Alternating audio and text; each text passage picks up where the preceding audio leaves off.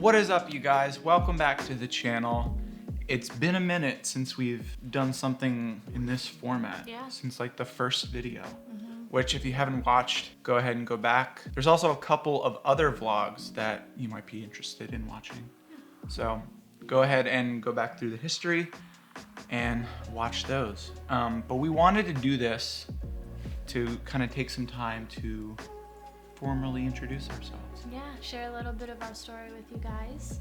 So we're calling this Story Time with Aaron and Becca. Working on that name, that's a little vanilla, but Oh, yeah. because it could be coffee time, but I'm the only one with coffee. Anyway, how did we meet? I started last time. Also, yeah, this is our second time doing it. Hopefully, second time's the charm. Because all this takes a long time to set up. Hopefully nothing crashes in the middle of filming. So I'll start. It was the spring of 2014.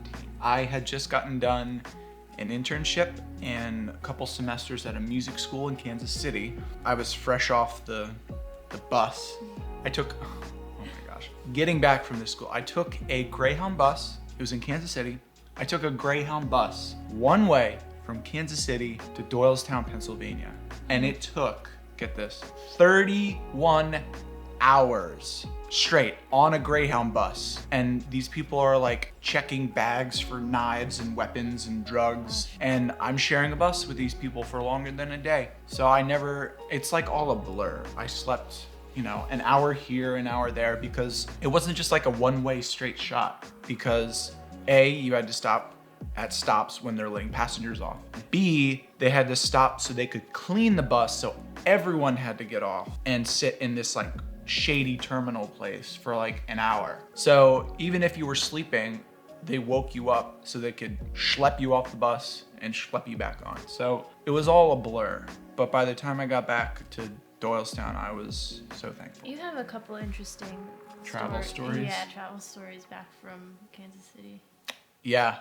You could probably do a whole Probably do video a whole on that. vlog, yeah. If you want to travel economically, you are gonna have some stories. Yeah. For sure, for better or worse. So I took the 30-hour bus ride back, and before I went out to Kansas City, I kind of severed ties with a lot of the friends that I had here because I wasn't friends with the right people, and I'll be the first to admit that was kind of like my wayward phase when I was like fresh out of high school, took a semester off to just like work and figure things out. So that's what I was doing. I had to kind of like start over from scratch as far as like building friends. And then also, I never really dated much because many of you know this already, but I used to be like 2 people bigger than I am right now. I used to be almost 300 pounds.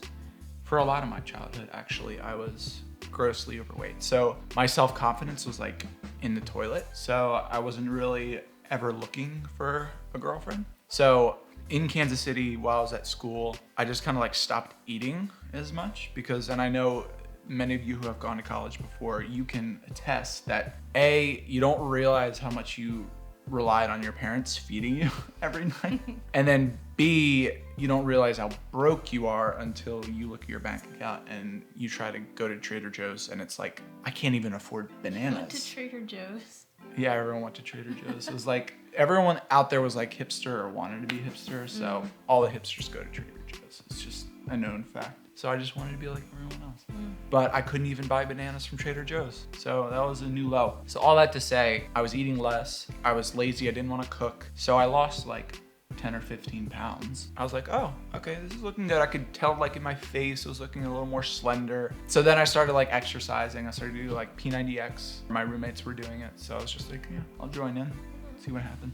So then fast forward, I come back a completely different person and my self-confidence is like rocking. Like I feel like John Travolta from Grease. Like I could just get any girl I wanted. How did your family like react to seeing you for the first time after all that weight loss? Were they like completely shocked? Yeah, I'd sent them like updates, like we had talked a little bit before, so they kind of knew. But seeing someone in person, like Yeah, actually seeing that. it was jarring. Yeah. But they were super happy for me, Yeah. so that was awesome. And I didn't come back and it was like, all right, you all have to lose weight. I'm gonna get you on this regimen. No. Which a lot of people do when they lose weight, which is not a good thing. Because they're so fired up. 'Cause yeah. They know how it feels. Yeah, but you gotta like temper expectations a Yeah. little bit. Needless to say, John Travolta from Grease, that's what I feel like. And I can finally like present myself well. I was like, you know what? I want to find a girlfriend because I was like, you know, 21, 22. Yeah, why not? I'd known about this church group at our church that was for like college age kids. I had a couple friends who had gone through it. So I'd known about it. I just didn't go ever. My one friend reaches out, Jared, shout out Jared, reached out and was like, hey, we're looking for people to join the worship team. You should come out and audition. And at that point, I had been going for like a year and a half, and I was actually already on the worship team, and I had a friend. This way. Yeah. And I had a friend who was auditioning the same night that Aaron was auditioning, so I was there for moral support for her. And I was thinking about this today, actually. Jared, because I was friends with Jared, and he was telling me, oh yeah, I have a friend coming who's auditioning for drums, and he's really talented, like he's so good. And then there was a guy who went before you. He was not very good. Oh jeez, I think I remember this. Yeah, and I think he was just like really nervous, and I felt so bad, but I was like, man, Jared's friend came up so short. Oh, you thought that was his friend? Yeah, I thought that was you, and I was like, oh wow. And then you went, and I had never seen him before. I was like, who is this guy? Where did he come from? Like, no one knew who he was. And then I think later on it clicked. I was like, oh, that was Jared's friend. He sat a couple rows behind us, and there was like no one in the auditorium. Just creeping in the back. Besides the people who are auditioning. So when my friend went up to audition, I turned around and I said to him, wow, that was a really great audition. You did a good job. And he said, thank you. And then that was it. Yep. Little did we know that's where the baby seed of our love story began to sprout or just take root. And then I didn't sprout yet. The sprouting is coming. And then I didn't see him for weeks, and I was looking for him every Monday night. I was like, is he gonna be here? He wouldn't show up. So I think you were working at like DCCC for the summer. Yeah. And you had to get up super early, so I don't know, maybe you just didn't come because of that. Yeah. But I spend my mornings or my summer mornings waking up at like 5:15 because we had to get to the golf course by like 5:50. I was not about trying to stay up past like 9 o'clock or 9:30 or 10 because it was just, Adam, you can attest, Jake, you can attest. Most of us have worked at that place over the summers. I mean, it's a good job. It's good pay for, you know, being just a summer gig, but those mornings took a toll. So I was like, thought better of staying up late on Monday nights and mailing it in on Tuesdays. So. Yeah. So I was pretty sad that I didn't see him for a long time. Hang on, I need to think. Cue Jeopardy music. What was I saying? So I was sad I didn't see him for a long time, but I thought he has to have gotten on the worship team because his audition was really good. So I was banking on that. And then finally, after the longest time, I think you were on. And I was like, oh, there he is. But then he'd leave like right after the service, so there was no opportunity to like talk or anything. So I would just kind of unassumingly do my thing, jam, and then just dip out. yeah. I don't know. Eventually, I was just like, you know what? I just can't like cruise through this. So fast forward, it's Fall Fest at Thrive featuring flannels. It was the fall kickoff. Fall kickoff featuring flannels and flailing people. Fingers. Flailing fingers. Say that 5 times fast. Yeah. That's where we are. So I had thought up a really good plan because both Aaron and I were on the worship team that night, and we had all decided to wear flannel shirts. So I thought I could get the whole worship team together after the service, take a picture using my phone, and I thought for sure Aaron would be like, hey, could you text that picture to me?